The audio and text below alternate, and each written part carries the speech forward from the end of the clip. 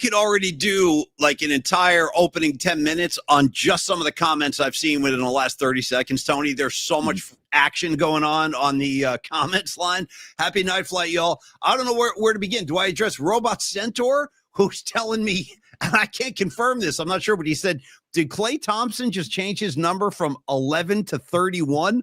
You tell me. I know that they're on right now. I didn't see that game. I did catch some of the Knicks game earlier, but I don't know if he changed his number. But funny you should bring that up because we are going to talk about number switches on the show tonight, Robot Center. So great to see you. Rags coming in hot. Great to see you, man. Up late in the Garden State. That rhymes. I dig it. Also, Creative Tony, you're wearing Bruce Springsteen and the E Street Band. That's going to score a lot of points with me, dude. That looks like a – oh, and by the way, I got my Brent Main wristband on. I don't know where your glove's at, but you better glove up. It is a Tony One Glove night, so let's make sure we check all the appropriate boxes. And I think, dude, I could use a speed metal Tony One Glove if you got a chance just to kind of ring in the night flight tonight. Some of our produced pieces. I like the reggae one, but I think I need the speed metal tonight. Stand by, Paulie. First of all. Yeah.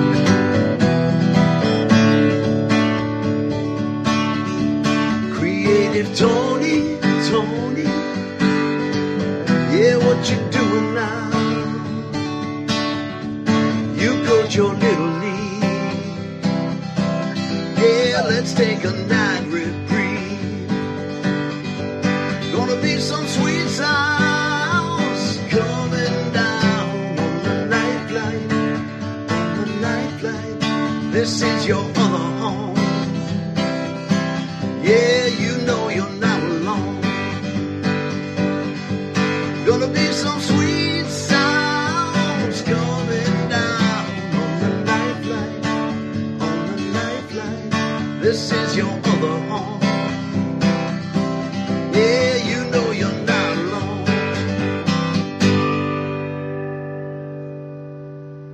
What can I say? I'm thrilled. Yeah, Bender's in the house. What can I say? I'm thrilled, dude. Yeah. What can I say? I'm thrilled. Yeah, dude. The way he punches, thrilled. What can I say? I'm thrilled, dude. I tell you, there's a lot of parallels between John Bender and a young Paulie Mack. I can just leave it there. But the jean jacket, the bad attitude, the whole bit, it was all there. Creative Tony, outstanding work tonight. Especially, you guys will love this in the audience. Right before we started the show, I go, "Oh, hey Tony, don't forget to play the Night Flight song," and then I just marched all over it. So thank you for restoring a little law and order to the show. I do need that. I need a little discipline in my life, and you're the man to bring it to me. So you're gloved up. I'm wristband. Oh, by the way, who was saying they like the wristband? Somebody said they like the wristband. If you're new to the show, just letting you know, this was gifted to me by former Giant catcher Brent Main. And he gave us, I got a bat from Brent Main. I got some batting gloves and I got the wristbands and I still have them. So this goes out to, we should try to get a hold of Brent Main, dude. Last I heard, he was in Colorado somewhere, but he was such a cool dude, man. He was in the Giant family, like late 90s. Him and Brian Johnson were the catching tandem back then. And we had a weekly show with Brent Main back in whatever it was, 98, 99. And he was just a super cool dude. He was a surfer, I think, Brent Main. Yeah, surf, man. We did the Bill Miller show. Then we did the Brent Main show. Man, those were some interesting days back then, Paulie. But stand by. Paulie, I see Doug in Japan on the chat. So if you, without further ado, Paulie. All right, Toto!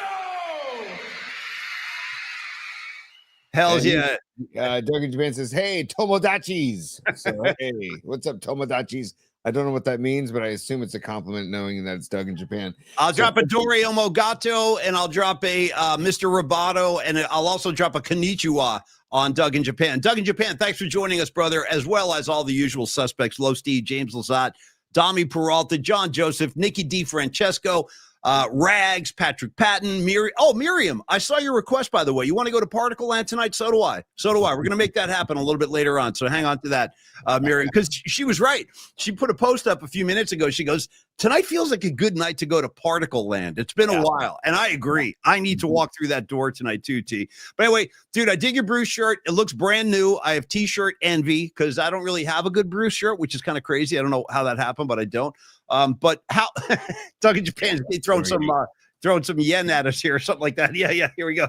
What's Let's he? What? go, dude. For 1,023 yen, he's going number 10 for Mac Jones and 23 for Christian McCaffrey. NFC Player of the Week, Christian McCaffrey, by the way. So thank you, Doug.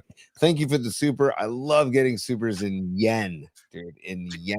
What does it say about me? Seriously, I want you to psychoanalyze me for a second, Tony. What does it mean to you that when I see the number 23, I go right to Marquez Pope? What does that tell you? What does that mean? I don't know. I need some help. I need psychoanalysis because I did that at the Brent Jones event. This lady walked in the room and I was like, dude, nice Marquez Pope jersey. She's like, what? And she turned around and said McCaffrey on the back. I'm like, oh, yeah, well, him too. But Marquez got that first. Yeah. I don't know what's worse, Paulie, because when I see 23 on a Giants jersey, which hasn't, I'm trying to think who 23 is right now, but I would think Steve Scarsoni. And so, right. Yeah, and I should be thinking Jose Uribe is who I should be thinking when I see 23 on a Giants. Oh, good one. Yeah, good one, Tony. Very, very good one. Hey, well, listen, I'm glad we're all in place tonight. It's going to be a fun show. Looking forward to tomorrow. Brent Jones will join us at about 12:30 tomorrow, as we have moved all the shows to high noon. So tune in around 12:30. You'll get a nice Brent Jones hit. Really looking forward to having him on the show. And then also, Tony, just to check some boxes, some announcements, looking forward to Friday, where we are going to guest on the Tom Tolbert show, but we'll also be beaming out the PMP show simultaneously. So we will be guests in Tom Tolbert's backyard. We're going to do a backyard session with Tom on Friday. Please do join us for that. And then, Tony, I know you were at Longbridge today laying down some work, like getting ready for the broadcast on Monday. How did all that go? How was your day at Longbridge? So, Paulie, as I share the artwork from Dom Peralta, and we'll be talking about Peralta Arts and Company later on in the show. But yeah, we went to Longbridge today, tested out the mics and the setup, and we're expecting a good crowd there. We've already sold a bunch of tickets, but there is the poster that Dom made. Thank you so much, Dom. Let me change the background, actually, just so it's not competing with that. But Paulie, if you go to our YouTube channel at Polymax Particles, the top of the page underneath the bio is the links setup, and if you just click that, and the top link is the Eventbrite link for the party. And I've already gotten a bunch of emails of people that bought the tickets. You can still buy tickets all the way up until right before the event. And by the way, also regarding that event, the show's gonna start right around 4-ish. We're big on ish. Tolbert's big on ish. We're ish people. And then when Tolbert leaves to Chase Center, Paulie and I'll wrap, we'll put a bow on the broadcast, and then we're going to go right into Defund the Chiefs Monday Night Football at 5:15, Arrow, Dubs, Grizzlies at 7 p.m. all at Longbridge Pizza. So it's going to be, so if you can't make it till later on, so say you have to work till 5, still come on over. We will have a good old time hanging out, watching as we defund the Chiefs, and then watching the Dubs and Grizzlies. So come on out. But tickets available at our YouTube channel on the event, the links. Click on the links, and then you go to the Eventbrite page. Thank you, buddy. And I want to address Arkansas Dave real quick. Arkansas Dave, he's the president of the PMP chapter, obviously in Arkansas, Razorback country.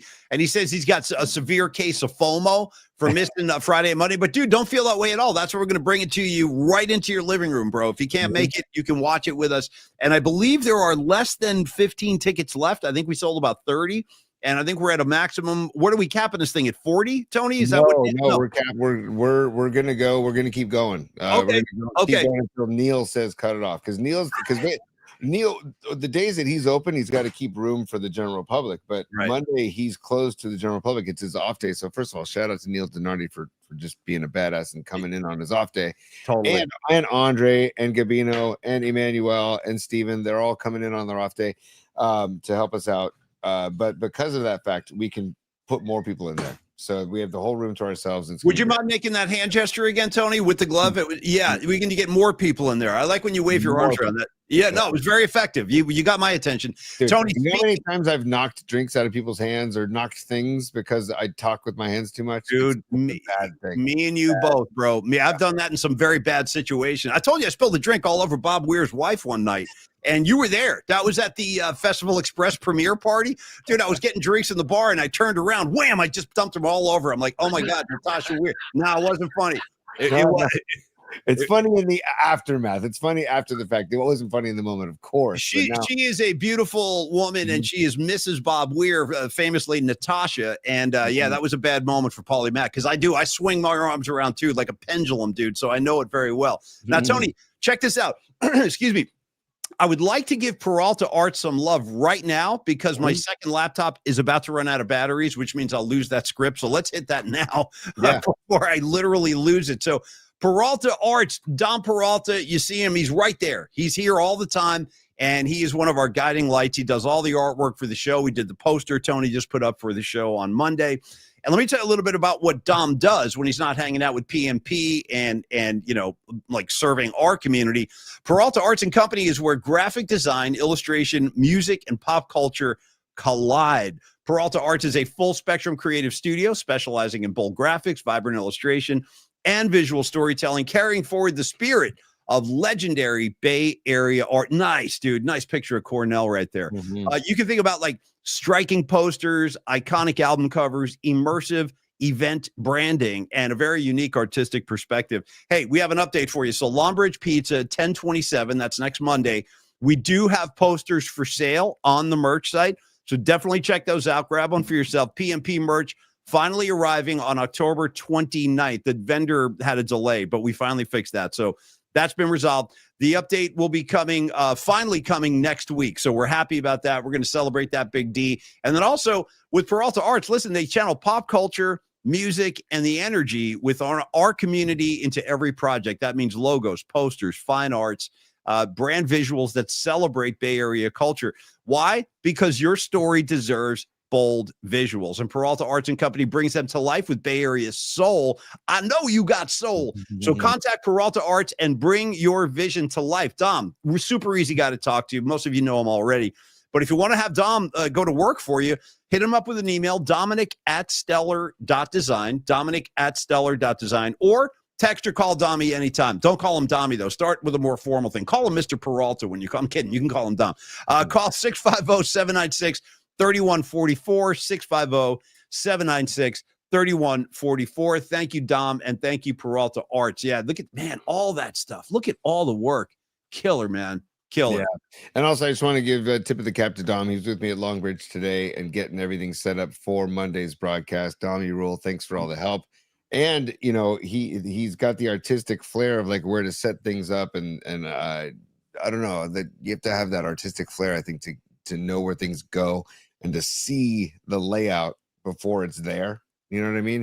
He put it together, and he's got just that creative mind. And I'm just scrolling through. Look at Lot's lair, by the way. That's nice. So good. So anyways, Dom, thanks for being there today, buddy. And love you, and appreciate the help on the show and for your partnership, man. And like you said, Paulie, just contact Dominic@stellar.design if you want any of that artwork, or have him do a project for you, a personal project. They'll do that for you as well. You know, you guys can't obviously see what's happening here on my desk and everything, but just know I keep this picture of Steven Tyler right here at all times. Like I always got Tyler, and that's a Dom creation right there. That's Steven Tyler portrait. I freaking love. There's Pete Townsend. Nice. I saw Dire Wolf thing go flying by. Look at this. These are great Dommy pictures. The taco, okay. The golden the purple one. Nice, Dommy. Yeah. Nice. So Tony, we got big news, dude. We got big news in the Giants universe today. They landed their sorry, on a night flight. I'm gonna get this going. This is in honor of my buddy. Your mom is cool. That sounded good. This is a gin and juice in a can made by Dre and Snoop Dogg. Just FYI. How many ounces? What is that? 16 ouncer? It's oh man, my eyes, dude. God, they're going, man. Yeah, don't get glasses. Just make sure everything stays blurry. Don't get glasses. I think it's a 12 ounce. I think it's a 12 ounce. Yeah, I think it's 12. Well, yeah. Cheers, everybody. Cheers. Okay. Yeah, why don't you toast the Giants' new skipper? Because that's what I was just about to say. They have landed their man. So Paisan from the South coming out to California. Yep. They got their guy, Tony Vitello. Now, this is an interesting move on a number of levels. First of all, he's the first manager in MLB history. Think about this. This has never happened before in all the years of Major League Baseball, to go directly from college right to the pros with no pro ball experience whatsoever. No AAA, no single A, no nothing, just college. Bam, now he's in the pros. Does that mean anything to you as a college player? Like, do you need seasoning in the pros before you take that kind of leap? Like in your mind? I don't know. I'm asking you. Yeah, it means something. It's in it. Well, I mean, it means something that's never been done before. So it's like, oh my God, we're going into uncharted waters. But that's why I like the move. I like it more than I don't like it. Put it that way. Also, Paulie, I learned today that it's Vitello, Tony Vitello. I was saying Vitello the whole time, and I found out today that's Vitello. So moving forward, we need to, I guess, give the Paisan his propers and say Tony Vitello. And also, Paulie, dude, College World Series appearances 2021, 2023, 2024, and they win it all in 2024. So, dude, the guy. The records, I know it's college baseball, but let me read the records to you. 2018, 29, 27. That was his first year at Tennessee. Okay. Yeah. But 2019, 40 and 21. 2020 doesn't count because of COVID. They were like 15 and 2, and then the season was canceled. 2021, 50 and 18. 2022, 57 and 9. 2023, 44 and 22. 2024, 60 and 13. 2025, 46 and 19. Those are ridiculously, that winning percentage is like 750, dude. It's crazy. So the guy's a winner. And Paulie, if you don't mind, if I can read a quote from Max Scherzer. Yeah, please do. Oh, I think I saw this, but go ahead. Yeah, read it to everybody. Yeah. Because Vitello coached Max Scherzer at the University of Missouri. Yeah, at Mizzou. So Max Scherzer says, quote, "It's the competitiveness, it's the fire, it's the intensity, and it's the communication skills. He makes it so relatable. He's such a player's guy. He makes you want to run through a brick wall for him. He was perfect for me when I was in college. He helped even to foster my mentality and add to it. Really helped bring it out in me. Mizzou was my ground zero where I really took off, and his fingerprints are all over that. I absolutely believe in him. Here's to this day. He to this day is one of my closest friends, and I absolutely believe he's going to get it done at the big league level." So, Paulie, this makes me think we might be seeing Max Scherzer in orange and black next year. I wonder, like maybe taking the place of Verlander. If Verlander, if they don't bring Verlander back, do you bring a Scherzer in? Because I don't know what his contract situation is. I mean, that would be the first thing we'd need to find out. Like, I don't know if he's looking for a new deal or if he's locked up. Like, I don't know. I think he's available. I think he's a free agent. I'm pretty sure. All right, Robot Centaur, get to work at the PMP Sports Desk. Let us know if you got any particulars on his contract. But dude, 1-year deal. Sorry, Paulie, 1-year deal with the Blue Jays. So, so he's free. He's a free agent at the end of this year. I think after they beat the Dodgers, he's a free agent. So, but also, Paulie, I saw a picture of Bryce Harper and Vitello on horseback, like hanging out. So I'm like, dude, and Bryce Harper. There's chatter about Bryce Harper not being a Philly next year. So I'm just throwing things out into the universe, throwing particles out in the universe. I would move heaven and earth to get Bryce Harper out here in San Francisco. And let's not forget, they already tried. They tried to land Bryce Harper years ago before he signed that deal with the Phillies, and they obviously didn't get him. But dude, I love Bryce Harper. I've always wanted, like, I love his swing. To me, he has the most beautiful swing in the game. There are probably others you could like compare that to, or maybe like more, but I love Bryce Harper. I love the way he plays, and I would love to have him in the. So listen, if it's going to be hard to say Vitello. If Vitello wants, if he can attract names like Scherzer and Harper, dude, hell yeah. My question is, can he win with what we have right now? You know what I mean? We got to think of a song choice for Vitello, and then if Bryce comes to the Bay, we got to do for Ice Ice Baby. We got to do Bryce Baby, right? I mean, don't do. Well, we already did that. We did. We did a Bryce mashup when we were trying to land him. You remember? That was part of it. Yeah, and we need to uncover something new. I don't retread stuff. Yeah, fair enough. Also, dude, there's a weird Tennessee like vibe connection. Because the Giants' first-round draft pick of the 2025 draft was an infielder for the Tennessee Volunteers, Gavin Kylan. So also Drew Gilbert was coached by That's right. Yeah, Tony Vitello. He's a lunatic too, like Drew Gilbert, like that whole choke me out kind of stuff, like that whole energy thing he brings. I watched a lot of highlights of Vitello today, like celebrating. There's one clip I saw of him where he goes running down the third base line and just jumped into the seats with his boys. Did you see that clip? And he's like jumping up and down. So he's all energy. You know, he's a player's guy, like you said, a player's manager. I just hope it means wins. The Giants need to get back into the postseason. And if he can make that happen, great. So let's welcome him. Sorry, Paulie. I just looked up, and the first thing I saw in the chat from Chutch916, Bryce in white satin, dude. Not bad. Bryce in white satin, never reaching the end. So, Pages. Yeah. The funny thing about this whole move is that it's Buster's not going to do something lightly, right? He must have done a ton of homework on this. He must really, really, really believe in this guy and like this guy to make this kind of a move. And that's what makes me like it. And, you know, who was asking me earlier today? Someone was asking me earlier today, oh, well, what if Farhan made this move? And I said, well, that's a hard thing to imagine because I don't see Farhan making this kind of a move. Farhan was interviewing Tony Vitello. The first thing he would ask him is, he wouldn't even ask him any baseball questions. He would say, what kind of laptop do you have? Right. That's what he would say. What kind of programs are you familiar with? Do you use Microsoft Word? All right, great. You're hired. You know what I mean? Like, I'm so glad Farhan's not in our like perimeter anymore. Like, keep him away from me. But, you know, listen, we've seen this kind of thing before. Remember when the Niners kicked George Seifert to the curb and they brought in Mariucci, who was coaching Cal at the time. And, you know, that was okay. The Mooch was pretty good. They got him to a couple of NFC well, at least, I guess, one NFC championship he took him to. We didn't win that one. But, you know, listen, I'm all for it. If it's going to like change the atmosphere, change the culture, and translate it to wins, that's all Giant fans want. I think Giant fans are at the point now where it's like, dude, just bring somebody in who can make us relevant again. And like, because we've had the same season, like 2-3 seasons in a row now, like hovering around 500, couple of hot streaks, some really low moments. And then at the end of the year, they're like right around 500. We need more than that now. It's time to get the Giants back into the kind of relevance column and get the Giants back into the postseason. I think that's what fans want more than anything is postseason baseball. I know I do.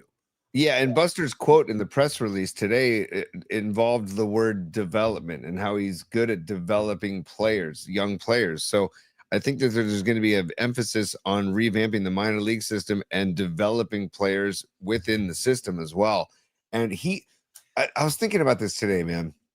There's like a shift, I feel, in the younger athletes or younger ball players versus today's current player. I feel like the younger players, I don't know, there's just a shift in how these players approach the game and play the game, and not a bad. What do you mean approach the game? What do you mean by that?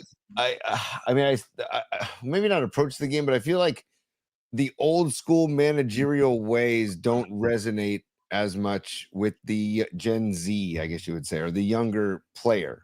I think the younger player responds to the younger manager more these days, where it used to be the younger kids look up to the old guard and, you know, oh, respect. I'm not saying they don't respect that. I'm just saying that I feel like they're what Vitello what he says resonates with these kids. So obviously the proof is in the pudding with the numbers of the Tennessee program. And by the way, I didn't realize how big of a deal Tennessee baseball is, dude, because they're up in arms in Tennessee. They're all pissed off that they lost their skipper to the Giants.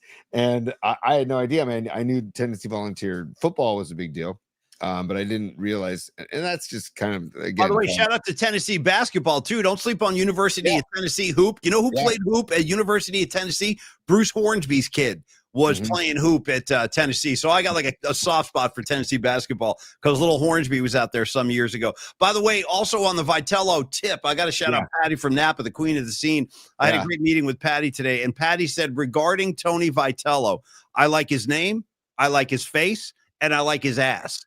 That's directly from Patty from Napa. I haven't had a chance to check out his ass yet, Patty, but I will. I'll give it a good look-see, and I'll get back to you on that. But I'm glad the ladies, you know, I guess having a handsome leader with a chiseled jaw and a nice ass, I guess that's going to be for the ladies of PMP, totally, Joe Schmo. For the ladies of PMP, you've got your man. Yeah.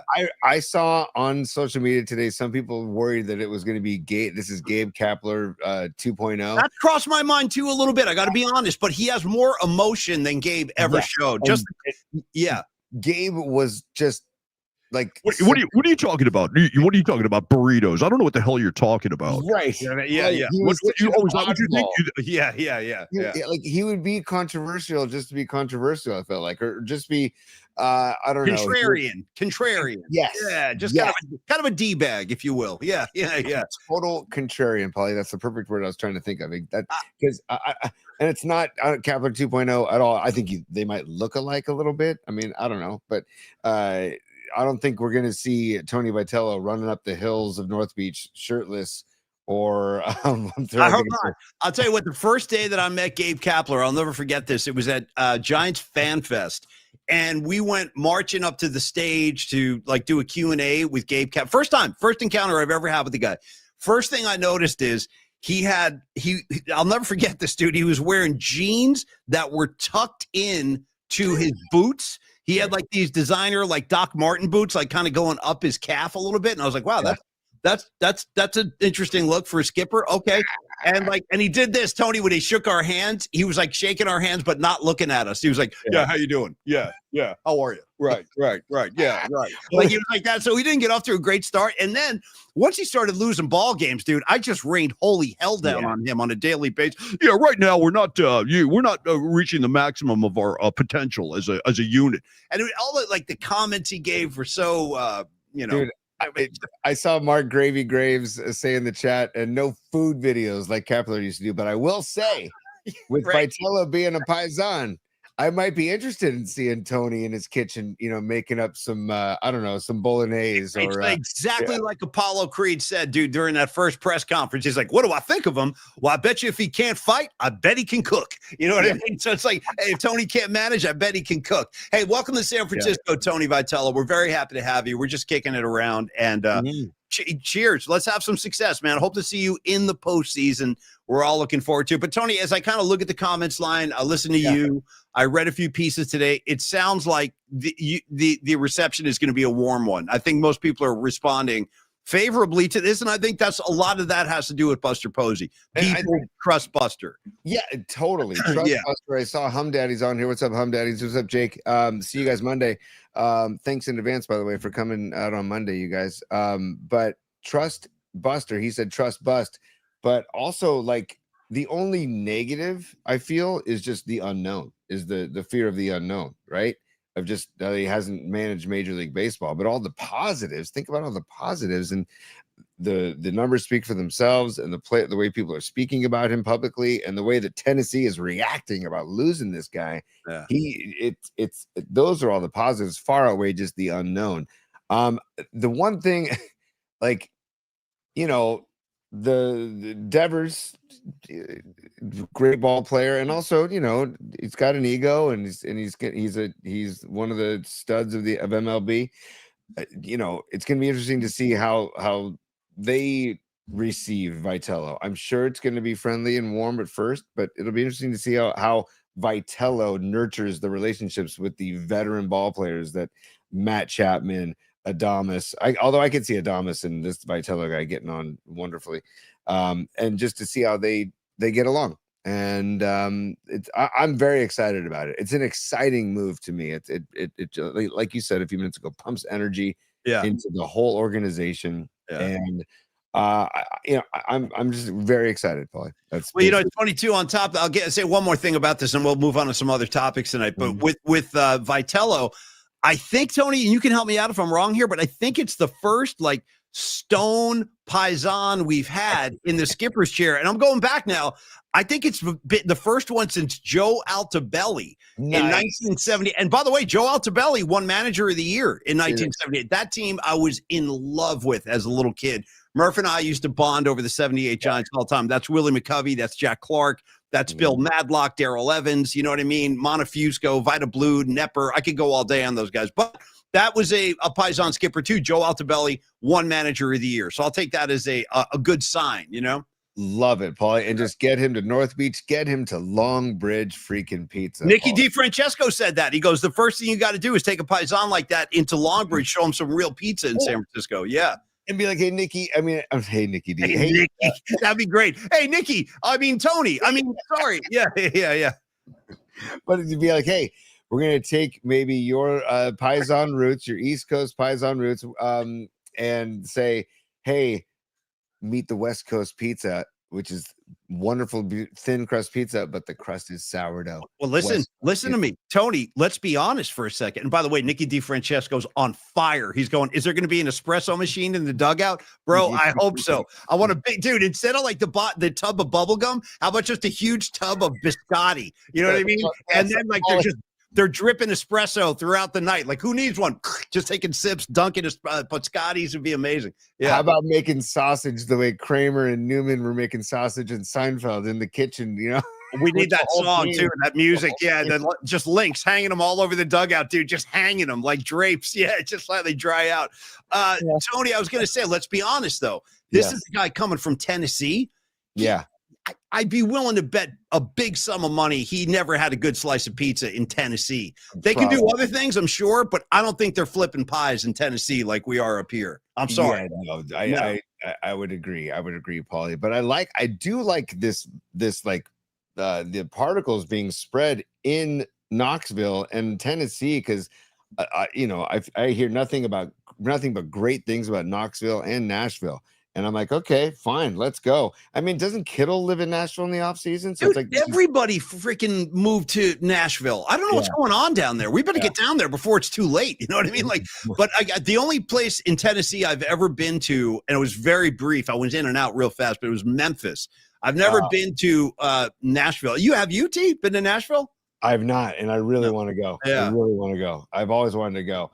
Paul, if you'll indulge me for 1 second, this is what we do on the show. We just share things when we have a moment to share something. And I feel like this is worth sharing because we were just talking about it. Yeah, bring it, man. Okay. Oh, nice, dude, nice. That's what the dugout's going to look like. That'll be the clubhouse. Dude, hanging over everybody's locker, just sausages everywhere. Here's the music. Here we go. Watch the dancing, dude. Give me the music. Give me the music.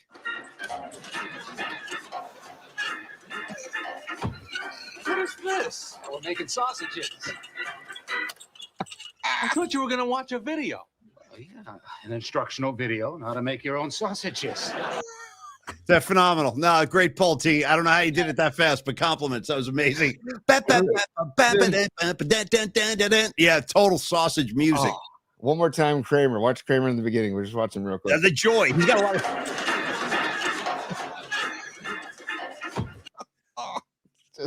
Oh, I can't get enough. Look at Jerry. Jerry's just stunned. Yeah. Here we go.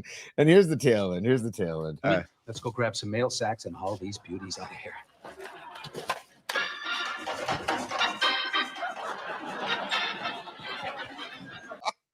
Yeah. Right, That's what the giant clubhouse is going to look like next year. Who's that? Ernesto, have I ever been to Grand Ole Opry? No, dude, I have not, but I would love to. I'd love to go there. I'd love to see the Ryman. Yep. All those music. Yep. Dude, you know who just moved down to Nashville? Like unbelievably, Henry Rollins. Oh, wow. Now, yeah, like he lives down there now too. I think what it is, first of all, it's like obviously a lot more affordable to live down there. You can probably get yourself a really big pad and all that, but you got to want that whole Southern kind of flair. I don't know if I could do the whole Southern thing like year round. I could probably go down and get out, but I don't know if I could do it year round. I don't know. People know that I love the city of New Orleans. What I love about New Orleans is you walk out of your hotel and literally within steps you hear live music, right? So I think it's the same thing with Nashville. And then Knoxville is supposed to be just this incredible college town and a great combo of both. So Paulie, maybe it needs to be a PMP road trip in 2026 to Knoxville, Aero, Nashville. Yeah, I definitely want to go to Nashville, hang out at the Bluebird Cafe and all that stuff. Hey, Robot Centaur giving us an update saying Spurs are up by 19. Wemby is beating up on Cooper Flag and all those Dallas Maverick guys. Robot Centaur, do you have confirmation on that? Did Clay definitely change his number? Let us know, because he was 31 last year, Pete. He was 31 last year. But go with your bad self on where you're about to go. But Clay was 31 last year. Okay, well, a little closer to home now. Let's switch over and talk a little Golden State Warrior basketball. Nice to see them back on the floor last night. Jimmy Butler, bro, the splendors of Jimmy effing buckets. I love him. And he led the way last night with 31 points. He had a monster game on opening night. Steph chipped in for 23. Kuminga had 17. But that's the guy I want to mention real quick. Dude, we've seen this before. We just talked about switching numbers. We'll start with the Niners. Deebo Samuel established himself, played in the Super Bowl, wearing number 19. then decides he's going to switch his number to number 1. And then he became disgruntled, and now he's not here anymore. Then Ricky Pearsall comes to San Francisco wearing number 14, like a gentleman. Then he goes, I got to switch to number 1. Now he's hurt. I'm telling you, there's something about this number. And now Jonathan Kuminga, he's the latest guy to switch his number because last year he was wearing 00. Now he wears number 1. I don't know if you that connected with you last night, T, but he's doing it now too. What is with this number 1 thing? Every time it happens to a Bay Area guy, bad things happen. So give me your thoughts on that. Dude, I'm not fired up about it because first of all, I just don't like the number 1 because it's just 1. And it's unless you're Mookie Wilson. You know what I mean? Mookie Wilson could wear number 1, and he wore it well. Fair, and Ozzie Smith wore number 1. Like there's a few number 1s that can get away with it, but I don't know, man. I just don't like the number, and there is that weird connection of with disgruntled people. It's odd. It's very odd. I'm knocking on wood. The table that I do the show from is wood, so I'm knocking on it right now, Paulie, because the way Kuminga played last night. First of all, no injuries, please, and also let's stop the trade talk in January if he plays like that, right? I want Kuminga, and supposedly Kuminga and Butler are hanging out and forming this bond.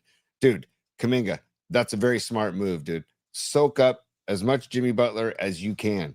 Yeah. But maybe, Paulie, you need to do Butler and Kuminga by the Bay, or Butler and JK by the Bay, living in an apartment together in the city, because those guys spend as much time with Kuminga as you can with Butler, because like you said, man, you love that guy. So do I. Well, you know what it is? There's something about Jimmy Butler. When you watch him play, you start to realize, and I've seen this for years with him, but you've seen it up close every night now with Golden State. It's such a treat because he is one of the few guys in the NBA that can get you a bucket whenever he decides he needs to get one. He'll go get one.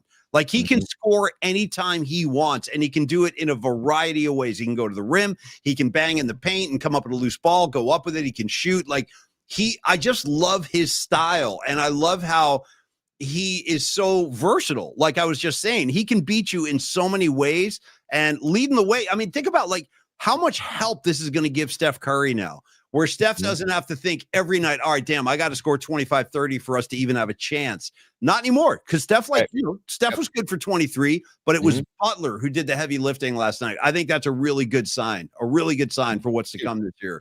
Paulie, also, how about Buddy Ball, dude? 5 of 10 from three-point land, 22 minutes, 17 points. Come on. And I love the whole riff between Buddy Hield and Jimmy Butler. He's like, I just don't like the guy. He's not my friend. Yeah, he's not my friend. Or he's like, did you guys keep in touch like friends over the summer? And Buddy Hield's like, no, he's not my friend. Yeah. Just public breaking each other's balls on the highest level. But hey, good. They got their own dynamic. Let it go. Let it go, man. Keep it loose, fellas. Keep it loose, right? Yeah. And then Horford, what did he have? I think he had 5 points, 5 rebounds. So it's great to see Horford out there in the blue and gold, though. I really like it, man. I like it too. And I've always liked Horford. And tomorrow night, Tony, home opener. Warriors will be at Chase Center hosting the Denver Nuggets. Here comes the Joker. 7 o'clock tomorrow, home opener. Looking forward to that one too. But it's just nice to have NBA basketball back. You know what I mean? It feels like it was gone for a long time. Just always great. And already, dude, night 1, Steph already has claw marks all over his torso. I'm not kidding. You see, he got carved up again last night. I wonder if guys don't cut their nails on purpose just to carve them up, because he left the court with scratch marks as usual. You know what'd be funny, dude, is if Steph wore a onesie underneath his uniform. Like a turtleneck onesie underneath his uniform, just as a statement to the refs of I'm not going to handle this. I can't get scratched anymore. I can't get turtleneck one. You're talking about top and bottom, like a bodysuit.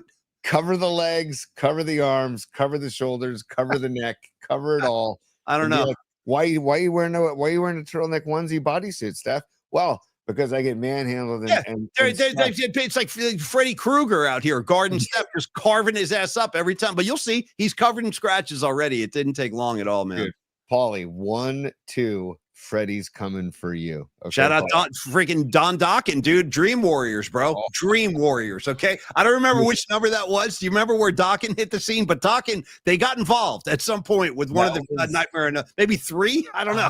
It was either 3 or 4. But I, to be honest with you, Nightmare on Elm Street really did actually scare the crap out of me, because I'm like, dude, what's so scary is that this guy only appears in your dreams.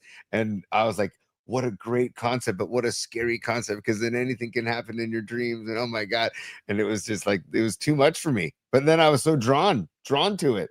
Robert Englund. Yeah, Robert Englund. Yeah. With the hat and the sweater. Dude, you know what I was thinking about with the first one? I think the first one was probably the best one from what I can remember, because I haven't seen those in years. But I remember Johnny Depp, dude, a young Johnny Depp. Yeah. He was on his bed, minding his own business. And I'll never forget this, because right above his bed, he had a Rush poster, Grace Under Pressure, right above his bed. I'm like, oh, cool poster. Next thing you know, Freddie, I think, pulls him into the bed, and then like blood just starts squirting up like a geyser. I'm like, damn, they got Johnny Depp. They're messing up his Rush poster. You know what I mean? That's no way to treat Rush. You got blood all over that thing. Yeah. Dude. Hey, you know what though, dude? It is Halloween season. We should be talking horror movies. Like, it's almost, in fact, dude, true story. Rags, you're my witness to this, because you're the only guy that's going to understand this. Because Tony, I will say this as an adult, isn't it? Do you find like it's, for me, this is true. It's a lot harder for me to get scared from a film now than when I was a young kid. You know what I mean? It's just not as easy. But years ago, I was probably in my 30s. Rags and I decided I'm not sure what made this happen. We decided one night to sit down together and watch Rosemary's Baby, which I had never seen. It was like in my 30s. I had never seen it. That movie scared the crap out of me. Have you ever seen that start to finish? Yes. Roman Polanski? Yes. I've seen it once, and I'll never see it again. Dude, by the time you get to the end of that movie and you start to realize, like, they're all in on it. Like the old lady next door, she's part of it. The old guy up the hall, they're like the year one, Rags, totally, bro. That scared and still to this day, when I see Rosemary's Baby, it makes me uncomfortable. Like, it's just a creepy ass movie. What's the scariest film you've ever seen? Because I put Rosemary's Baby at the top for me. You know what's funny is the original Halloween scared the crap out of me when I first saw it, because it was all suspense. Yeah. But then the first couple of Saw movies, just called Saw. I never saw the Saw movies. Yeah. Dude, I don't know. I never saw those. Yeah. I mean, brilliant, because of the positions they would put, the predicaments they would put these bad people in. And it's like, hey, if you can figure it out, you'll survive. But there's really no chance in hell they're going to survive. But really, really effed up stuff. And also, Blair Witch, I saw in the theater. Me too. I saw that at the Bridge Theater on Geary. I'll never forget that. I swear I saw it when that was still a movie theater. Yeah. I think I saw that. God, was that when I was in Portland, Oregon? Anyways, Blair Witch Project, actually, because it was the handheld filming of, like, you know, it was like not documentary style, like, you know, like actually somebody. I agree. That was pretty creepy. That was a creepy movie. Yeah. And I love to camp, and I love to go pitch a tent and chill out in the wilderness. I'm like, oh, this is really killing my camping vibes right now because of all this. But so that it really spooked me out. That was one of the scariest I'd seen. But I'll always go back to the original Halloween, because of just, there's no blood, there's no gore, it's all suspense, man. And then, dude, the freaking Michael popping out from the bush in the middle of the day. Hold on, T. Hold on. Let me give you an air horn. Let me interrupt the proceeds here. Hold on. Okay. Tuba Sun God. I'm just quoting what he's writing. Tuba Sun God. I watched Blair Witch while tripping on acid. Talk about scary. Well, hey, listen, you know, that's not for everybody now, but I bet it was uncomfortable. Scarlet Fire said, by the way, The Shining, Jack Nicholson, she goes, one and done. Saw it once, never going back. Yeah, Jack is out of his freaking mind in that movie. Give me the bat, Wendy. Give me the bat. You know what I mean? He's like chasing her up the stairs. Give me the bat, Wendy. She's like, get away from me. Give me the bat. Yeah. Nuts, man. Nuts. This reminds me of Tolbert. He did a horror film bracket last year during the tournament. So I can't remember who won it. But also I saw Anthony Markovich on the chat saying The Exorcist. And The Exorcist was also very scary, especially growing up, going to Catholic school. That, you know, that I shouldn't have left that out. Another true story of a young Paulie Mack. This is true. When I saw The Exorcist for the first time, I'll never forget this. My parents were like fighting about it. My mom was like, don't let him watch that. Don't let him watch that. My dad's like, nah, let him watch. He'll like it. It's good. It's good for. So like, I watched the movie and I was so freaking terrified that I'll never forget this. I asked my dad, I'm like, can I sleep with the cross tonight? The crucifix. They had a crucifix in the room. I'm like, let me have the crucifix. So I took the crucifix. I'm not kidding. I was like 13 years old. I took the crucifix to bed with me. I'm like, this is going to protect me. Please, Jesus, please, please don't let him come in. Don't let Satan come to me. Like that movie was scary as hell. The Exorcist. The power of Christ compels you. The power of Christ compels you, dude. Chucking holy water on her. He was like, "Oh, it burns!" Like he got like a man voice. Oh, it burns! Yeah, the power of Christ compels you. And then she's like floating, dude. She's like floating up in the air.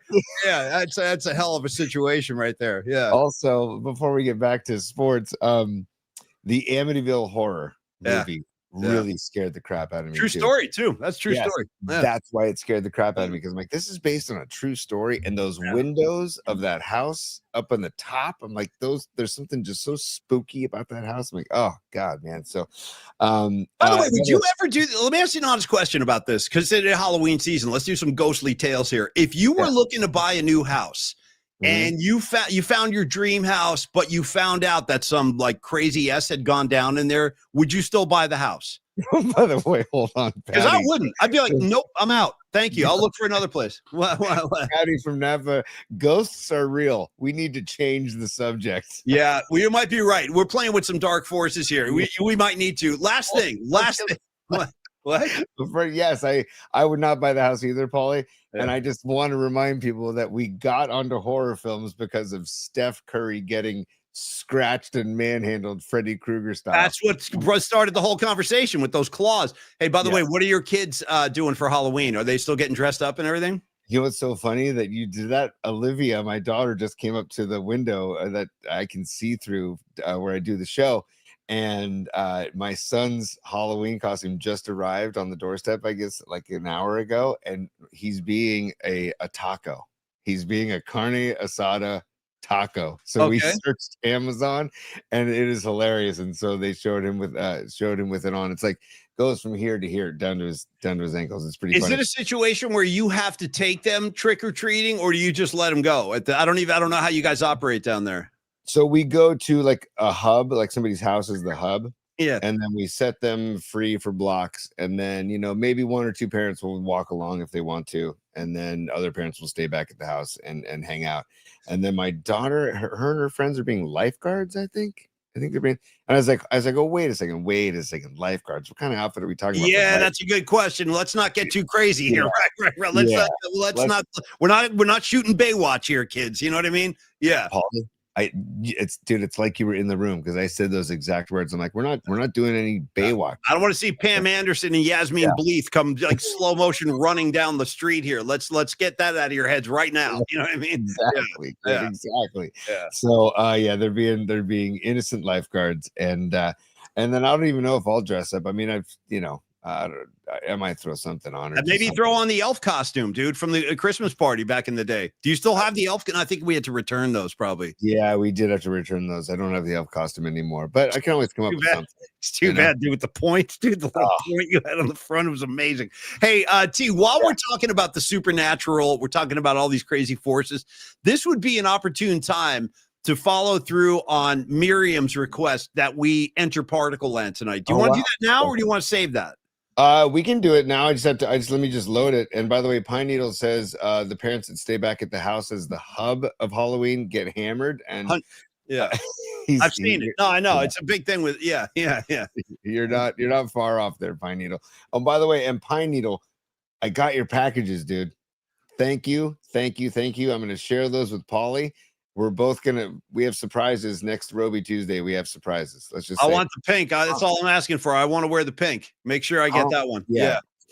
Surprises, compliments of Pine Needle, who again provided the backdrops that you see every. Thanks, Pine Needle. Thanks, bro. Yeah. Thanks, man. Pine Needle. So, Paul, let me pull that up if you want to just, as they say in the industry, fill time while I pull this up. Well, why do you do that, dude? I'll tell you what we're gonna do. Tony's gonna find the trip to Particle Land we're all gonna take, and on the other side of that, let's go through our Longbridge pizza spot, because I want to give Neil Denardi some love. I didn't get to go in today, but I definitely want to give him some love in Longbridge. So let's do Longbridge, and then Dude, it's the return of Tony's top 3, and it's also time for us to get back into the bookmarks. So I want to do that as well. And while you're doing that, like maybe 149er update in case you guys missed this today. The latest Niner injury casualty, if you didn't hear this one already, is Jake Brendel. He's going to be out for what they're saying, quote, multiple weeks. So Matt Hennessy's going to come in. Tony was talking about Hennessy yesterday, but that is now official. Brendel out, Hennessy in. The walking wounded continues. Yeah, it just continues, Tony. Damn, dude, that's brutal. Yeah. Okay. I mean, just keep moving forward. Next man up, rise up. I don't know what else to say. I mean, it's just Rise up. well, seriously, like the next man up. Like, I don't know what to say because this is unbelievable, unprecedented how many injuries they're dealing with, man. On the flip side, congratulations to Christian McCaffrey being the NFC Player of the Week, dude. Yep. Much deserved. Oh, before we go to Parkland, dude. The Christian McCaffrey, the numbers on McCaffrey, dude. What did I see? Let me oh yeah, 52 first downs from McCaffrey so far in 7 games, Paulie. 7 more than Jonathan Taylor in the NFL. And dude, the last person to have more than 52 or more first downs in the first 7 games, LaShawn McCoy back in 2011. Damn. So that's 14 years, dude. And then also 450 rushing yards and at least 450 receiving yards in the first 7 games of the season is Christian McCaffrey. Last player to do that, Marshall Faulk in 2000, and he won the MVP. And he won the MVP that year. So my only concern, and it's great. Congratulations, CMC. I love what you're doing, but bro, he is the primary, and at times seems like he's the only offensive weapon. I just hope they don't wear his ass down because he is carrying so much of the offensive load right now. Like he's getting like 17 to 20 carries a week, and he's usually catching between 5 and 10 balls a week on top of that. So keep it going. Just stay on the field, Christian McCaffrey. Stay on the freaking field. We need you. Yeah. Totally. Hey, so Paulie, I'll share Particle Land once I find it, but let's dive into Longbridge. Okay. Okay, no problem. Let's talk about Longbridge Pizza. Now, Tony was down there today. Incredibly, this is big news, dude. Creative Tony broke his strict regimen of like food intake, and he ate a chicken parm today. Congratulations. First of all, before I start talking particulars, how was it? I already know, but how did you like that chicken parm? Dude, so basically I haven't had chicken in years, man. And so but I just did some blood work, not too detailed, but I just got some blood work, just annual blood work, and they're like, hey, your protein levels are really low, you need to, and I go, it's okay. So then I was talking to Neil today. I go, you know what, it's chicken parm Wednesday. I said, you know what, make me a chicken parm. And dude, with the seeded roll, I've been telling you, extra red sauce, the extra red sauce on the side, I usually I'll eat half and bring the other half home. I inhaled the whole thing. Oh, you're not going to eat for like a couple of days, dude. You'll be full. Those things, they're a beast because he stacks the cutlets up 2 and 3 high, man. It was so freaking good. Yeah. Dom ordered one himself. Dom was smart though. He rationed and actually only ate half. Right. I ate the whole thing and I ate the whole cup. I almost asked Neil for a second cup of sauce, dude, because I was inhaling this thing, but it was so damn good. And that was the chicken parm Wednesday. Tomorrow they do the Detroit style pizzas.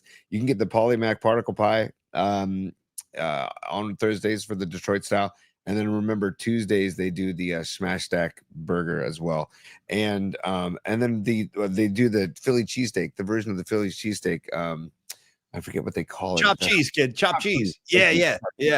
They do the chopped cheese as well on request. And confirmed by Neil today, Monday at our watch party for the Warriors and our Defund the Chiefs party, Neil Donardi is going to debut the party pie, which is a brand new pizza that he's going to debut at our hangout on Monday. And by the way, you can get tickets for that hangout on our YouTube page at Polymax Particles. Just click the links and you can see the Eventbrite link right at the top. You can buy tickets there. We've sold a bunch and we hope to sell more and get everybody out there. And the broadcast starts around 4-ish. And Tom Tolbert, myself, and Paulie. And then Tom will break free around 5-ish and go to Chase Center to do the Warriors broadcast with Tim Roy. And then we will stick around and we will get the Defund the Chiefs party going for Monday Night Football. And then we got Warriors Grizzlies at 7:00. So anytime you can come, if you can come for the broadcast, fantastic. But if you work till 5 or whatever, or 6, still come on by afterwards. We'll be there. So Yeah, we'll be hanging out. Come on, come help us defund the Kansas City Chiefs as a community. Yes, absolutely, dude. Because it takes a community to defund the Kansas City Chiefs. So just real quick, particulars on Longbridge Pizza. You know it, but if you're new to the show, let's get into it. 2347 3rd Street. Tony talks about the laid-back vibe, the serious pizza. It's real. The vibe in there is real. In fact, give me some highlights. What'd you hear on the playlist today? What kind of stuff did you hear? One of the reasons I showed Chris Cornell during Dom Peralta's Peralta Arts and Company spot is because there was like a triple shot, not back to back, because Steven doesn't do Steven spaces it out. Yeah. He spaces it out. But it was Rusty Cage I got from then Outshined again, because I'll hear Outshined for the rest of my life. If I heard it once a day the rest of my life, I'd be fine. But it was Rusty Cage and Outshined by Soundgarden were a couple of the highlights. Then I got some live Fish. Then I got some really spacey stuff that I remember. I wanted to ask Neil or Steven what it was. Oh, and by the way, Steven today wearing a Creep Show movie t-shirt. I've seen it. Good film. I've seen it. Yeah, not bad. Yeah. Steven, all I know is you're making me think of Ted Danson buried in the sand. Dude, up to his neck. That's a tough way to go while watching your wife on TV who's dying simultaneously. That's all. That's a lot to take in. That's Stephen King at his finest, though, right there. Yeah, man. Yeah. So it was phenomenal. It was incredible, and it was just another great day at Longbridge Pizza, and a good crowd there, good lunch crowd there too. It was packed, so it was great. Yeah, Longbridge is amazing. Get on down there, join the Vibe Tribe, see what we're always like praising them for, because the food is outrageously good. They do have they can accommodate private parties, private groups. If you want to bring the kids in after a CYO game or whatever, just talk to Neil and he'll reserve that room for you back there. Tony talked about the Polymac particle pie, the greatest honor of my life, certainly one of them. It's for me, it's better than winning an Academy Award or something like that. It's like I have a pizza named after me, man. I can die a happy man. But I also recommend the Nico pizza. That's a really good one, too. That's one Neil made and named after his son, Nico. So try the Nico pie, try the sandwiches Tony just mentioned, and just get down to Longbridge. You will see why we rave about them so much. The sourdough crust is the secret weapon. The tomatoes, he is so particular about the tomatoes he uses in the sauce. And the proof is in the tasting. You will enjoy it. You'll love it. And then you'll come back to us and you'll be like, hey, you guys were right. So get down to Longbridge, join the Vibe Tribe. And thank you so much, Neil Donardi. We freaking love you. And we'll see you on Monday. Yeah. Dude, it's all about the sauce. All about the sauce, man. And it was just great to see Neil again today. The smiling face of a Neil Donardi, just fantastic. So great stuff. Thanks again, Longbridge Pizza. We love you guys and looking forward to Monday. Can't wait. Are we going to Particle Land, or are we going to wait till tomorrow for that? It looks like you're struggling over there. I don't want to keep it going if you can't find it. No, I'll find it before the end of the show. Just put it that way. Okay. Well, I think we should get into your top 3 or Bookmarks. One of the two. You can flip a coin and decide. It's your call. You're the quarterback here. You know what, Paulie? Yeah. It's time. Sure, go ahead, laugh if you want to. For Bookmarks. Maybe that's how you get your kicks. You and your good time buddies. PMP style. I got a flash for you, Joy Boy. Party time is over. Yeah.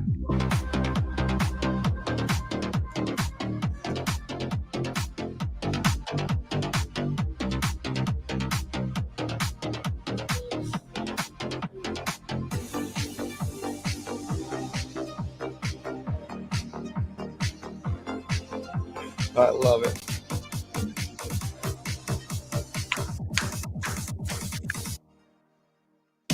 Ooh. All right, there we go. So good. I missed it, dude. I missed Bookman. I missed the disco ball. I missed the dance track. All right, let's dive in, dude. We've been stockpiling bookmarks literally for weeks. I have no idea what's in there because we haven't gone in such a long time. But let's just dive in one at a time. We'll start parsing through them, T. Yeah, let me just get there, and we'll, like you said, we'll dive in and have a good old time. Let me go to the top of bookmarks. Here we go. Oh, yes, that's right. Today, 35 years ago today, Paulie, this skit debuted on Saturday Night Live. Just so you know, 35 years ago today. Making sure that you can see it on the screen. Yeah, there we go.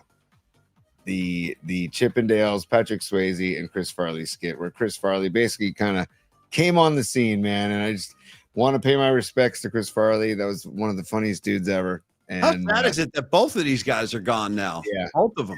I mean, like, I'll just give you a taste, and it's just just a quick, hold on. Music.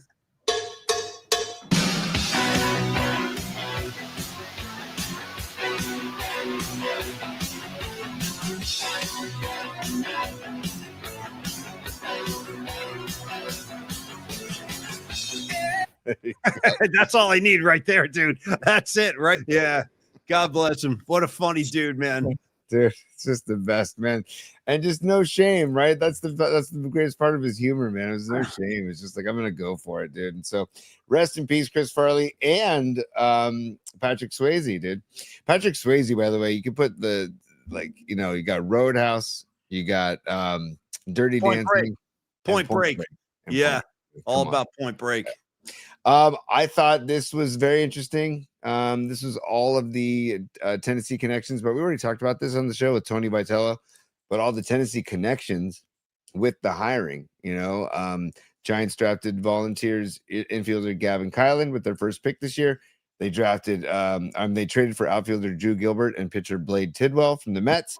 And they also, there's another guy that I wrote this down on my notes earlier. They also drafted somebody in 2023, Maui Ahuna, a shortstop from the Tennessee Volunteers. So love the name. There's a vibe. Moving on, Paulie. Oh, I thought you'd like this. We were able to stick with it. Defense, you allowed us to do it. Let me start this from the beginning. Is this from last week? This is post game after beating the Falcons. This is okay, cool. And it's great because Bethune. Well, just watch it. It's really good stuff. Here we go. O-line, big time. Backs, big time. Everyone on offense, big time. We were able to stick with it. Defense, you allowed us to do it. I can't be more grateful for you guys for doing that, man. Hey, man. Throughout this game, man, and when the game ended, all I could think about, man, it's just the beginning, bro. We got this dub, but we got long ways to go, bro. We ain't play a perfect game yet, and that's what we striving to. Right. Hey, let's go. Niners on three. Niners on me. 1, 2, 3. All right, Great. Bethune. I like that, dude. I hadn't seen that. That was good. See, that's why I like Bookmarks. I hadn't even seen that one. That's really good. This next one, we already read the quote from Max Scherzer, Okay. so we can move on. That was good. Oh, good. Just Max Scherzer saying that the energy that Vitello brings is unmatched, and he's going to be a success in the MLB. And Look what's going on here. This is a pretty extreme situation here with the grandma in the cage. Do you know about this? No, but it says, "Hey Yeah. Niners, Granny is in the cage until you finally get an interception on defense." Because it's 13 games and counting, and it is an NFL record. And I don't know about you guys. I want to let grandma out of the cage. Enough is enough. Yeah. Talk about Rusty Cage, dude. We were just talking Rusty Cage Soundgarden. Get grandma out of the cage. Come on, people. I mean, who can you guess? Who's going to get the first pick, Paulie? Can you give me a guess? Oh my God. I mean, No. how Right? about just reading a play correctly? How about D Winters just shocking the world and skying up for one? Dwight I Clark love that. style. Yeah. Totally. I love that call. That's a good call. I also like this kid Siegel. I could see Siegel making a pick too, right? Siegel's been playing well as a rookie. So, and by the way, Renardo Green left the game on against the Falcons, and I haven't heard anything about his status. I'm hoping that he's okay. So, Renardo Green, rest up, get better, because you got the Texans coming in, and got the Niners D line, by the way, should feast on the Texans O line. But we can talk about that tomorrow with Brent Jones, who's joining us at 12:30 tomorrow. Very nice. Paulie, moving on in Bookmarks. Let's see. I can get the Bookmark beds going, by the way. Hold on a second. Where'd it go? Oh, where'd it go? There it is. There we go. Just nice and light underneath. I'll lower it if we ever have anything with music. Oh, you put this in here, I think, or did I? Frank Gore advanced to the next phase in the Pro Football Hall of Fame process, per Matt Mayoko. So, Paulie, Frank Gore getting closer and closer to being a member of the Pro Football Hall of Fame, dude. Wouldn't that make you just so freaking happy? Well, yeah, no, he's definitely getting in. I mean, Frank Gore will be enshrined in the Pro Football Hall of Fame. As far as I'm concerned, like, there's no debate.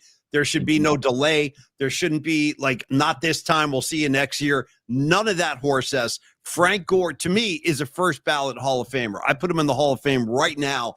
So this is great to see, but let's finish the job now. Because sometimes they make, like Bryant Young, dude. They made Bryant Young come back year after year. Oh, he's on the ballot, but cut the crap. This is a Hall of Fame running back right here. Put him in. First ballot, no nonsense. I don't want to hear about it. I tell you what, there's two guys, man, from the Harbaugh era that I feel like these 49ers could have played on the Montana teams. They had the hearts of champions. That would be Frank Gore and Patrick Willis. They both deserve their Super Bowl ring so badly, and it's really heartbreaking they never got to experience a Super Bowl victory, but they both deserved it. So, yeah, man, put them in, Tony. I mean, I don't know how you feel, but I would put them in first ballot, no questions asked. You covered it. You nailed it. I'm totally on board with everything you just said, Paulie. And Robot Centaur says he just got his newly ordered Frank Gore jersey, and he just got it, and he's in it. Hopefully you're wearing it right now, Robot Centaur Free. I hope so, too. Yeah. But Paulie, if there was a jersey that I would buy you for the 49ers, Frank Gore would be one of my top choices, honestly. Because I know how much you love Gore, not as much as you love Fred Dean and Dean Fence, but well, they're side by side, bro. I don't have a preference. I love both of those guys. Although the only thing that Frank Gore didn't do that Fred Dean did do was smoke Cools at halftime. Cools, dude. While Bill Walsh is going over game plans, Fred Dean's just sitting there drilling Cools. You know what I mean? Think about that at halftime. Yeah. That reminds me, dude, on the way home from Longbridge today, because Longbridge Pizza's on 3rd Street in San Francisco. I decided that my route home to the peninsula was going to take me down 3rd Street, and I took a left on Jamestown, Paulie, and I drove past. Yeah. I drove past the side of the stick, and I got emotional, man. What over there? Not just condos. I don't even want to look over there. It bums me out so bad. Yeah, go ahead. There's nothing. Yeah. It's all just bulldozed land, and there's signs on the fences that say Candlestick, something like there's a slogan underneath it, like, you know, a community for a new community coming soon or something. So it really, but there's still like a couple old signs still up. If you go to the dirt lot side of the parking lot, you and I might need to make a late night trip over there with a screwdriver and like kind of liberate those signs. Gotta hang it right behind me. You know what I mean? Because those signs should be with us, as far as I'm concerned. And one of them's like tattered and torn, and like it's just torn and frayed. Shout out Stones. Nice. But it was really, I was like, you know what? Why am I doing this to myself? And I'm like, you know what though? Because I wanted to relive and but it was so weird to just drive up Jamestown and look to your left and see nothing. Yeah, it was just really bizarre. So, anyways, thought I'd share that as well, even though I don't want to bum people out. My apologies if it bummed you out. But Levi Stadium, here we go. Let's go. Let's go to the Vi. Let's see. Oh, this is to Paulie. This is something to be talked about. Matt Mayoko talking about Robert Saleh, your guy Saleh, that he doesn't see Saleh. He thinks it's one and done. He's gone next year. And how do you feel about that? For another head coaching job? Yeah. Well, it's kind of early to start speculating about that. I mean, it really is. We're only like 7 weeks into the season. So I don't know that I would already start like projecting where he's going to be next year. But I hope that's not the case. But yeah, I could easily see it happening, just so long as it's not, he's got to pick the right team this time. I mean, sometimes you're better off waiting for the right opportunity than jumping in with a team like the Jets. Look at the state of the Jets now. Like, so it's a death sentence going to be a part of that organization. So if he does leave, just make sure it's with the right squad. That's all. And I'd hate to lose him again, because look how the defense was flying around the field last week. That's all. Yeah, man. Yeah. That's incredible. I mean, it's just it's perfect. It really is. It's so perfect. I mean, where else can you get Robert Saleh with Gene Simmons face paint? I don't know. So thanks again. I think there was Karen Bell who originally made that comparison, and then Dom took it and ran with it. So if the original comparison, if you're just joining us and you don't know what we're talking about, is that Robert Saleh and Gene Simmons sound like identical. Yeah, and by the way, I want to address something I saw Miriam wrote when we were talking about Frank Gore. Miriam said, "Hey, what about Roger Craig in the Hall of Fame?" I'm telling you, Miriam, I campaigned for that for years on the air with Murph, like literally for years. I think he belongs in the Hall of Fame. He's the first player in the history of the NFL to record a 1,000 season, 1,000 yards rushing, 1,000 yard receiving, First guy to ever do that. He was a groundbreaker, a pioneer. Bill Walsh knew how to use him correctly. And yeah, as far as I'm concerned, Miriam, he should be in the Hall, but he's another one of those guys. They're just yo-yoing in and out. We got to wait till next year. We'll see. Maybe someday. I would have put him in by now personally, because he was the ground game for those late 80s Niners teams. He was the man. He was the guy. 100%, Paulie. The high knees, dude. The high knees. I'll never forget him running into the end zone against the Dolphins at Stanford Stadium, high step and high knees. And then I think it was a cover of one magazine. I forget which one it was. Oh, Sports Illustrated. Yeah. High stepping into the Super Bowl or whatever. I remember that cover. Yeah. That was the Miami game. Yeah. What a freaking I'm a Roger fan for life, man. And one of the nicest, I don't know if it was because they all played under Walsh and DeBartolo, but like, you talk about those Niners in that era, they could they're the nicest guys. Yeah. So many really, really, really good people. As Brent Jones will demonstrate tomorrow. Like, Brent Jones is one of the greatest dudes of all time. By the way, I noticed you've vacated. Are we done with bookmarks? We're not. I just got on the Bob Sala tip, and then we have supers to get to as well. So I want to make sure. Why don't we do this? Let's do supers, and then let's do your top three, because I want to wrap the show with Tony's top three as well. You said you got something you got to show me a picture. I'm looking. I don't know what that is yet, but I want to see it. So let's do your supers. I don't know who they are. I can see them at the top, but I'm not sure who they are. So bring them up, T. I will. And also, I wanted another reason to root for the Blue Jays. And this was in Bookmarks, the only other thing I was going to show. Yeah, go for it. I don't have to show it. It's just Don Mattingly has been in Major League Baseball since 1982. Yeah. And he's never been to the World Series. I mean, that's crazy to think about, dude. 14 years as a player, 12 as a manager, 17 as a coach, never been to the World Series until now. So if you need a reason, I always liked Don Mattingly. And if you need a reason to root for the Blue Jays, other than the fact that, they're playing the Dodgers, Don Mattingly going there for the first time in 42 years. So go. What was his nickname? Donnie Barrels, right? Donnie Baseball. Or Donnie Baseball. Donnie Baseball. Thank you, bud. Donnie Baseball. Okay, so Paulie, now we're going to go to top three. Is that what you're saying? I kind of want to, and I also want to shout out John Joseph. I don't know what this is in regards to, but I just looked over and John Joseph goes, "I've seen Judas Priest 25 times." Beautiful. I've seen him twice. I've seen him 3 times. I've seen Priest 3 times, and each one was great too. But the Defenders of the Faith tour, that was my favorite, John. 1984. Saw that one at Madison Square Garden. That was a great show. Yeah, that is fantastic. Where did that picture go that I was going to share? Oh no, I have it downloaded. Okay, stand by, Paulie. I'm talking to myself. But let's play the top 3 open first. Then we'll get going. What's up, Rags? Tony's top 3. Tony's top 3. Tony's top 3. It's been so long, dude, since we fed the ducks. It's been so long. Yeah. Oh, it's great to feed the ducks again, man. This is beautiful. Yeah. You know what? You're damn right, Paulie. Great. It feels like a homecoming. It feels like I'm coming home when I hear the ducks music, man. This is good. This is the way it should be. Well, Aspiring Botanist, our dear friend of the program, Aspiring Botanist, sent this picture in to paulyspot@gmail.com. And there he is wearing the Jerry Rice jersey. And in the window at the very back, you can see the Murph and Mac bobblehead in the back underneath his elbow, right next to Sourdough Sam. But he's proudly doing the Tony's top 3 hand gesture that Rags came up with. So thanks for the photo. Remember, you can email stuff into paulyspot@gmail.com and we'll get him on the program. But thanks for that, Aspiring Botanist. And he's got it down, Paul. He's got the hand gesture down. Hey, Botanist, man. Great photo. And try to come by on Monday, dude. I would love to hang with you, Hunter. He's a cool kid. He lives up here in San Rafael. He's one of my neighbors. So, make it down to Long Bridge so we can hang out. If you can, I'd love to see you there. And by the way, that's every time we have one of these group outings where we get everybody together, they're so much freaking fun, dude. People have such a good time at these, and I'm sure Monday is going to be no exception. So, Botanist, thanks for the photo, and I hope to see you on Monday, kid. Hope to see you. Paulie, so supers after top 3, correct? You can do supers now. Go ahead, man. Yeah, you know what?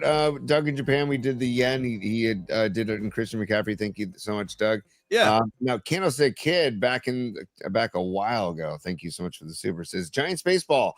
Fun. Fun. Yeah. Giants baseball. Fun. Yeah. I saw him on TV screaming this morning, Chris Russo. I cannot believe it. They're doing it again. Doing his whole thing. Giants baseball, fun. Yeah.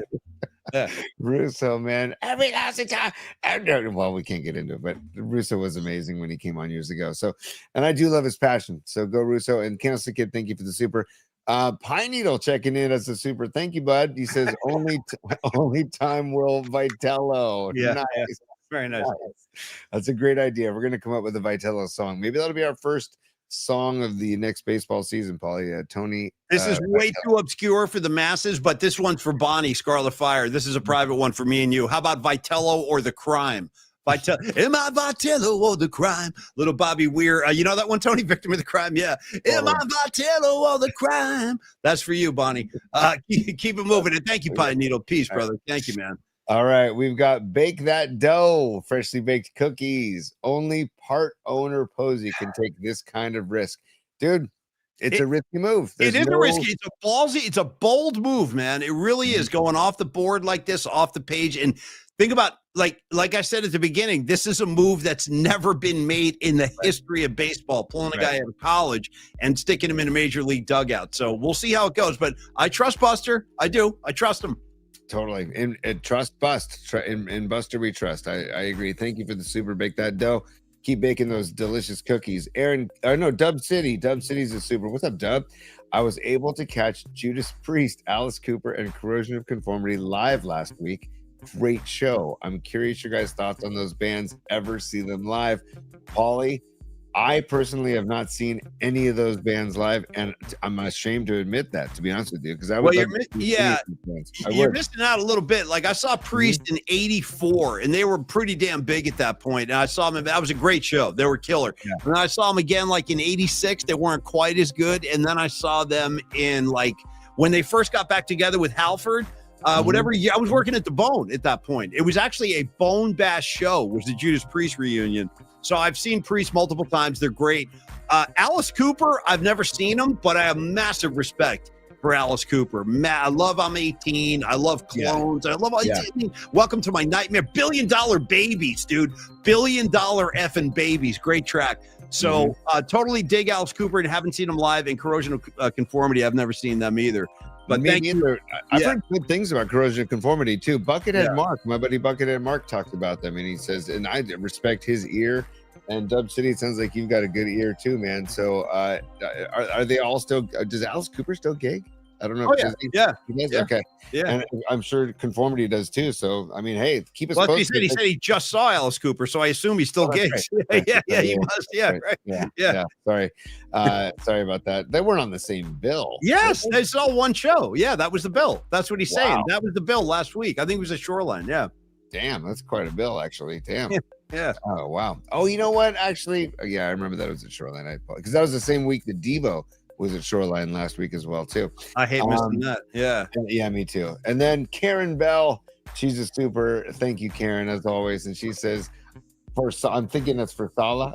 For Sala, because she's the one that came up with the comparison of Gene Simmons. Nice. Yeah, there you go, Karen. Well, we brought it to life. Well, Don brought it to life for you with the face paint. So thank you, Karen, as always. Hope to see you on Monday. I know it's a long haul for you, but it would be great if you could make it. I'd love to see you so we can hang out. And thank you, Karen, as always. You're the best. Thank you. Yes. All right, top three to wrap it up, Paulie. We talked about Vitello earlier in the show, right? Yes. And we talked about the fact that for the first time in Major League Baseball history, a manager is being hired without any MLB experience. Does that alarm you? Does that worry you? We talked about it earlier, really early, like the beginning of the program, but does that worry you? Because I know I spoke how I feel about it, but I don't remember what you said, and let the people know how you feel. I'm not worried. I'm not worried about it, but I'm like curious to see it with my own eyes. You know what I mean? But again, based on all the footage I saw, he's a super high energy guy. Tony read the quotes from Max Scherzer. It seems like the players, Drew Gilbert, the guys that have played for him seem to have like a lot of loyalty and a lot of like high praise for him. The only thing I worry about, or I wonder about rather, is like, will it translate to the pros? I don't know. Like the rah-rah stuff doesn't always translate to the pros. Sometimes pros can look at you side-eyed when you're like giving like rah-rah speeches and coming out with high energy, because 162 is a long year. It's as we know, it's a long season. So it's not a worry, but it's a curiosity. Like, will that style translate to the big leagues? Yeah. You know, it's that the fear of the unknown, right? It's just, I think that's the only negative of this move is the risk and the unknown. But I do like the move. I was thinking about this earlier today. I like it way more than I don't like it. If that makes any sense. You know what I mean? Yeah. And so, and it's and we talked about this at the beginning of the show. It just brings a whole new energy to the entire organization. And I'm really curious to watch his press conference next Me Thursday. too. Yeah. Don Peralta was saying to Paulie that we should go and just be like, and I was going to say, I told Don Peralta, I'm going to say, yes, hi, Creative Tony from Polymax Particles, and just be the intro. Yeah, Polymax Particle. Quick. Have you ever had sourdough crust pizza? Like, because everything else is going to be like baseball questions. You know what I mean? And I'll be like, yeah. Have you ever tried the chicken parm down at Longbridge? You know what I mean? Get a shout out for Neil in there. Yeah. Totally. Hey, have you ever done any business with Flex Funding, Carlos De La Fuente? Will you give me your thoughts on Carlos? You know what I mean? Just stump him. Yeah. Tony, I noticed you could use a whitening. I got Dr. Young right down the street, Union Square. Come on. Dude, hey, Tony, quick question. Do you like this picture of Steven Tyler? Do you like this one? Yeah, because I got others too. I got Pete Townsend right here too. If you didn't like that, what's your favorite? Yeah. Or Tony, hey, do you want a self-portrait? We got Don Peralta. We can call him right now. We got Don. Right. Good luck, Tony. Good luck. Yeah. But in all seriousness, my only question, a baseball question, would be like, Tony Vitello, small ball, go. Yes or no? Are you in? If he says no, I'm not in. I'm gonna struggle. So that's just I'm hoping he's a small ball fan. All right. So far, I think though we're all pretty excited about the move. So let's just see how it all shakes down. All right, keep them coming, T. What else you got for me, buddy? The fall classic starts Friday, dude, and we're gonna be talking big time Niners tomorrow with Brent Jones, who's joining us at 12:30. But Blue Jays home field advantage, game 1 in Toronto. Yeah. How do you see the World Series going, Paulie? I actually have some belief in these Toronto Blue Jays. I think that they're on kind of a magic carpet ride right now. The atmosphere I saw up there in game 6 and 7 were this is what makes October baseball fun. Atmospheres like that crowd was on its feet for the first couple of innings. Like nobody even sat down. So that energy combined with the hot bat of Vlad Jr., the magic dust on Springer, I think the Blue Jays can win this series. I think it goes 7 games. I think you just have to be realistic. I don't think they can beat them in 6. I think it's going to go the full 7. And if it does, that 7th game will be played in Toronto, and I give them the advantage. So I'll take the Blue Jays in 7. How about you? Wow. I'm feeling 6 or 7. I'm feeling Blue Jays 6 or 7. 6 would be amazing.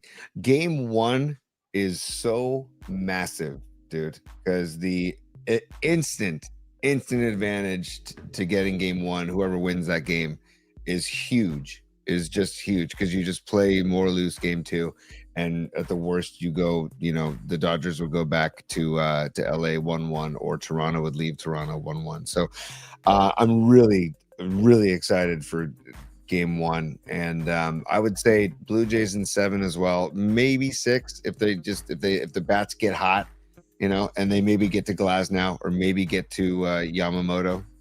Any of them, Tony, any given arm, any of those jackholes. By the way, Anthony Merkovich, I love it. Get him on, get him over, get him in. Boom, done. We're playing baseball. I love it. That's how I feel too. Get them on, get them over, get them in. That's all.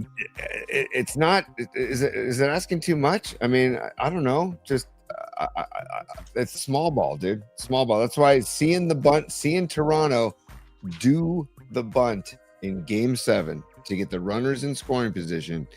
Because remember that 7th inning started off with the walk, right? And then it started off with this, and then followed by a single. Yep. And then a sac bunt, 2nd and 3rd. Move them over. Yeah. And then the Springer bomb. So yeah. Give me small ball all day long. I'm down. And I'm Go Blue Jays. I couldn't be a bigger Blue Jays fan than this week, buddy. You know, I am. I'm totally with you. Lockstep, man. Lock freaking step on that. yeah, totally, dude. So that starts Friday, and then game 2 Saturday, and it's just let's go. All right. And then Paulie, number 3, we've this goes back to, this is more my situation at home, and I need to know your thoughts on this. There was a Costco run recently, and the kids and my wife came back with a freaking I don't know, Costco sized box or double box or whatever of Fruity Pebbles. Oh, for Christ's sakes. Dr. Young is not going to like that.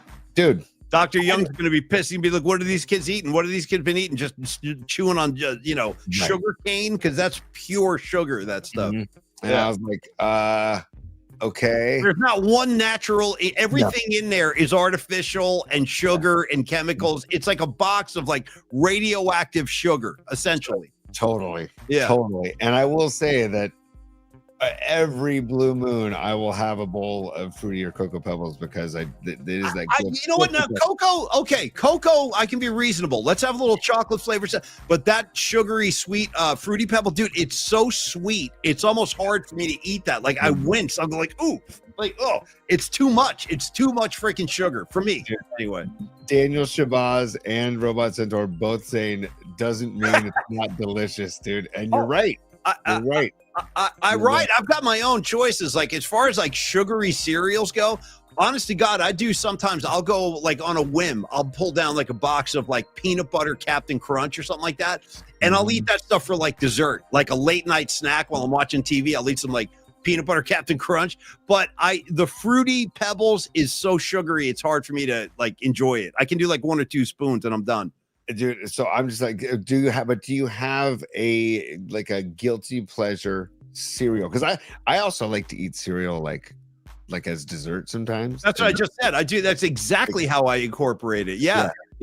And like, and you always go milk, right? You never go dry, right? No, I'm going milk. There's 2 for me. I'm cuckoo for Cocoa Puffs, 1, and then 2. I ride with the Captain peanut butter Captain Crunch. That's all. Okay. Do you let this is getting really technical, Paulie, because I had to back off Captain Crunch. We're getting into technicalities here. What do you got? What? I had to back off Captain Crunch because it was starting to tear like the root. Do you let them soak for a little bit? And yeah, you almost have to if it's for your own good. Because if you start eating them raw, it's like eating a bowl of like wood chips. You know what I mean? It's so hard. It's like you got to let it soften a little bit. Yeah, let them soak. Let them settle. Yeah, soak them up. Yeah. Monica Lopez, you just nailed mine. Apple Jacks. Ooh, good. Oh, I forgot about Apple Jacks. Good call, Monica. Yeah. Nailed. So I'm trying to be like the cool dad, like, okay, all right, in moderation. Let's not. Yeah, but Dr. Young's going to be pissed. He's going to be like, what are you doing to these kids here? They're going to come in with like massive holes in their teeth. You know what I mean? Oh, that's all the sugar pebbles or whatever they're called. Fruity Pebbles. Yeah. Dude. Oh my God. Pumpkin frosted mini wheats. Wow, I didn't even know there was such a thing. Didn't even know. Yeah. Wow. Corn pops. Yeah, gravy. Corn pops. Ooh, corn pops. You guys are making me hungry now. We got to change the subject. And Tony, by the way, I want to end the show before I forget with the special message that you shared from me. If you could repeat it for the audience from, I think it was from Beat LA. Please share that with the group and then we can wrap and send everybody home. But I think we should share that because I just found out about this. It's really, really generous. So it's incredible. Beat LA. And sorry, Tony, real quick. I haven't seen her on the board tonight, so I'm not sure if she's with us or not. So we can repeat this tomorrow, but I still think you should get this out there because it's such a generous thing. Dude, totally. I will absolutely send her a message. We have her email address and we'll copy you on it too, Paulie. But I got a picture from Andre at Longbridge Pizza. We love Andre, and Andre wasn't there today, but he'll be there on Monday. And he's freaking so a great human being. Everybody that works there is great. Yeah. And Andre, and I'm like, what is this picture he sent me? And it's just a picture of a Longbridge, looks like a credit card, but it's like a gift card. And he goes, "Hey, Tony, just wanted to let you know that Beat LA," and he said Beat LA. He didn't say Jessica. Beat LA. I don't know if she went by Longbridge or called in, but she bought a $200 gift card that will be at Longbridge Pizza on Monday for drinks for the PMP Familia during the hangout. And I was like, that is just incredible. So on behalf of myself and Paulie and the PMP Familia, beat LA. First of all, you want to talk about starting the Blue Jays vibes and particles to beat LA. Beat LA, just, going above and beyond for the PMP Familia. So thank you so much. Thank you so much, Jessica. It's just above and beyond. Thank you. I want to thank you too, Jessica. The acts of kindness like that do not go unnoticed in the PMP community. So thank you very, very, and I promise you, hands off. As far as I'm concerned, that's not for me. That's for all of our viewers, and I want you guys to enjoy. And by the way, final comment of the night, Dom Peralta, I saw that, dude. I freaking saw that. I know exactly what you're doing. You're quoting De Niro in Goodfellas right before Joe Pesci kills that guy in the bar. And he goes, you kind of insulted him a little bit yourself. And then he's like, no, I didn't insult nobody. He goes, all right, everybody have a drink. Everybody calm down, have a drink. And he goes, I bought my own drinks. Don't even worry about it. I bought my own drinks. And then De Niro's like, hey, the drinks are on the house. I saw that, Dom. Fantastic. Yeah. The drinks are on the house. Awesome, dude. Awesome. All right. Listen, Tony, one more time, I want to thank Longbridge Pizza for everything. We'll see you on Monday. Please do get your tickets while we still can, or while they're still out there before Neil caps it, because we want to see as many of you down there. Get your shine backs on that. He's 100%. Now go home and get your shine box. I want to see as many of you as possible. I know. And then maybe you didn't hear. You've been gone a long time. I don't shine shoes no more. Now go home and get your shine box. Also want to thank Peralta Arts. Thank you for the comedy, Dom, and thank you for your contribution to the show. Tony, we still got work to do, so get right back on as soon as we end this, and I'll let you take us home with some Diamond Dave. But you look preoccupied. I don't know what you're doing. I'm sorry. I was looking for Particle Land, man. I don't know where the heck it is, and I really apologize. Don't even worry. Miriam, come back tomorrow. We'll find it. We'll get it on for you tomorrow. But I love the idea. We'll make it happen. I love Particle Land. I would love to live in Particle Land. That's the only bummer. So I apologize for that. But here we go. Diamond Dave.